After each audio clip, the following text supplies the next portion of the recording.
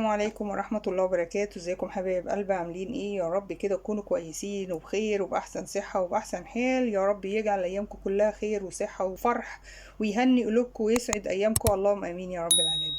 ان شاء الله احنا النهاردة مع بعض في قناة اوريجينال للاكسسوارات هقدم لكم فكرة انسيال.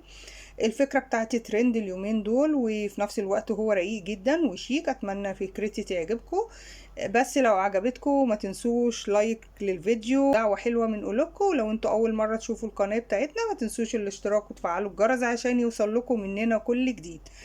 في البداية هنسمي الله ونصلي على رسول الله، اللهم صل وسلم وبارك على سيدنا محمد وعلى آله وصحبه أجمعين. أنا النهاردة هحتاج من المعدات الزرادية ام كيرف والزرادية المبططة، بس مش هحتاج القصافة لان انا قصيت السلاسل قبل الفيديو، قلت عشان هقصر وقت الفيديو وفي نفس الوقت انا هقول لكم الاطوال وانا شغالة. هنحتاج سلسلة استانلس زي دي. طبعا لو انت عايزة تعمليها معدن تمام، بس انا عاملاها بالاستانلس عشان ما تغيرش لون. بصوا السلسلة بتاعتي اهي، حلقات كده شغل ليزر وواسعة، وحلقات كده زي ما انتوا شايفينها صغيرة. تمام، يعني هي حلقة في حلقة. فانا هحتاج سلسلة زي دي 40 سنتي من السلسلة، وزرتين زي دول كده مقاس 6، وزرد مقاس 4، وقفل ستانلس. حاجتي بسيطة كده زي ما انتوا شايفين، وطبعا انتوا مسطرة تاخدوا المقاسات. اول حاجة بسم الله الرحمن الرحيم، هنجيب الزردة بتاعتنا مقاس 4، وهنعمل كده هنجيب الزردة وهاخد القطعة. اول قطعة بتاعتي طولها قد ايه؟ 8 سنتي. تمام، القطعة الأولى بتاعتي 8 سنتي. أنا هقول لكم الأطوال وأنا شغالة. قطعة 8 سنتي كده، وهجيب الزردة هدخلها في حلقة، والحلقة التانية الجزء ده قلنا قد إيه؟ 8 سنتي. تمام، بعد كده هجيب جزء تاني من السلسلة طوله قد إيه؟ 12 سنتي. طوله 12 سنتي. القطعة بتاعتي كلها على بعض 40 سنتي. تمام، وهدخلها كده فيها وهروح قافلة الزردة بتاعتي. تمام كده اهو. اتاكد ان الزردة بتاعتي لازم تكون اتقفلت حلو.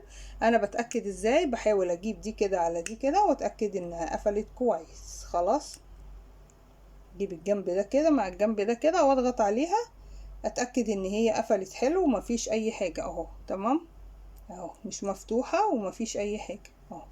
خلاص بقت عندي بالمنظر ده كده. تمام، نعمل ايه بقى؟ هنجيب زردة تاني كده اهو، وهنفتح الزردة بتاعتنا. فكرتي زي ما قلت لكم بسيطة جدا جدا.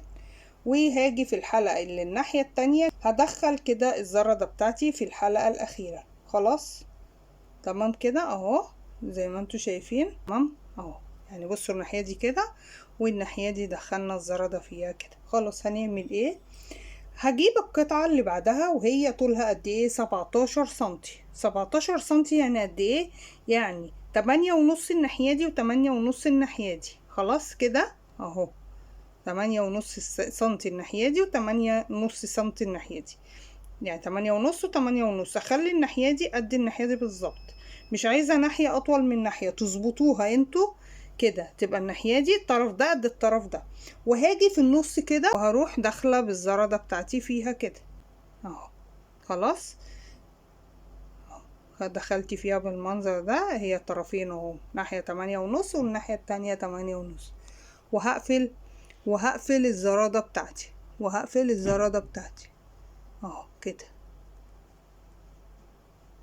خلاص قفلنا الزرادة بتاعتنا كده، وبرضك نتأكد ان الزرادة بتاعتنا حلوة كده اتقفلت كويس. لو في مش متقفلتش تقفلوها. خلاص نعمل ايه بقى كده دلوقتي؟ فكرتي زي ما قلت لكم بسيطة جدا.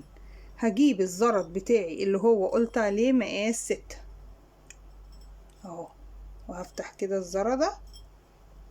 تمام، وهاجي الناحية دي كده ناحية كده اهو، وهدخل بالزردة وهدخل في القفل اهو كده اهو. تمام، ونقفل الزردة بتاعتنا كده. ركبنا الناحية دي اهو. نيجي في الناحية التانية، طبعا ده الجزء اللي قلت عليه 17 سنتي.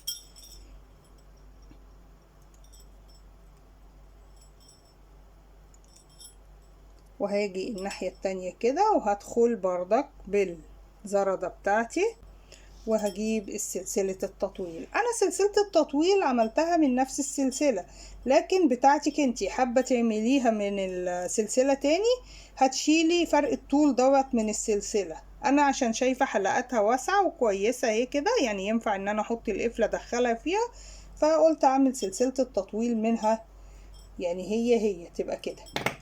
الفكرة بتاعتي كده زي ما انتوا شايفين، هي فكرة في منتهى الجمال. عبارة عن ايه؟ هوريكم كده اهو، بصوا في منتهى الجمال. طبعا انا خليت بنتي هي اللي تعرضه على ايديها، يعني هي برضك قلت شكلها يبقى لذيذ معاها. بصوا هو في منتهى الجمال. طبعا المقاس زي ما انا بقول لكم، انتوا ممكن بقى ايه، حبيتوا تقللوا القطعة اللي هنا دي تخلوها مثلا اقل شوية من 12، تخلوها مثلا 11 سنتي. انا قلت خليها كده على اساس تبقى مريحة في ايديها، تتني تفرد في ايديها تمام. خلاص. بس انتوا حبيتوا بقى ان انتوا تقللوا سنتي في كل حاجة تمام، بس الانسيال 17 سنتي ما تقللوش منهم. اتمنى ان الفيديو النهاردة بتاعنا يعجبكم والفكرة تكون عجبتكم. دلوقتي اقول لكم السلام عليكم ورحمة الله وبركاته.